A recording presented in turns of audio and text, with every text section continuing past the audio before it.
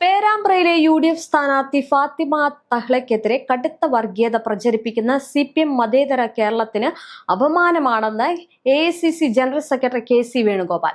ഫാത്തിമ തഹ്ലയ്ക്കെതിരെ CPM നടത്തുന്നത് സമാനതകളില്ലാത്ത വർഗീയ പ്രചാരണമാണ്.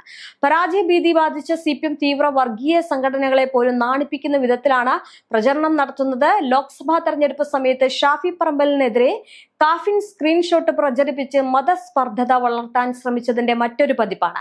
പച്ചയ്ക്ക് വർഗീയത പറഞ്ഞും ജനങ്ങളിൽ വിദ്വേഷം വളർത്തിയും തെരഞ്ഞെടുപ്പിൽ ജയിക്കാമെന്ന അപകടകരമായിട്ടുള്ള സമീപനമാണ് CPMന്റേതെന്നും KC വേണുഗോപാൽ കൂട്ടിച്ചേർത്തു. തെരഞ്ഞെടുപ്പ് പെരുമാറ്റച്ചട്ടങ്ങൾക്ക് വിരുദ്ധമാണ് CPMന്റെ നടപടിയെന്നും അദ്ദേഹം പറഞ്ഞു. CPM LDFും നേരിടുന്ന ആശയ ദാരിദ്ര്യത്തിന്റെയും രാഷ്ട്രീയ പാപ്പരത്തിന്റെയും തെളിവാണിത്. മതവർഗീയത ആളിക്കത്തിക്കാൻ ശ്രമിക്കുന്ന CPMന്റെ നടപടി ചൂടുചോറ് വാരുന്നതിന് തുല്യമാണ്. CPMന്റെ ജനാധിപത്യ വിരുദ്ധ മുഖവും കപട മതേതരത്വവും തുറന്നു കാട്ടുന്നതാണ് ഈ വിഷപ്രചാരണം.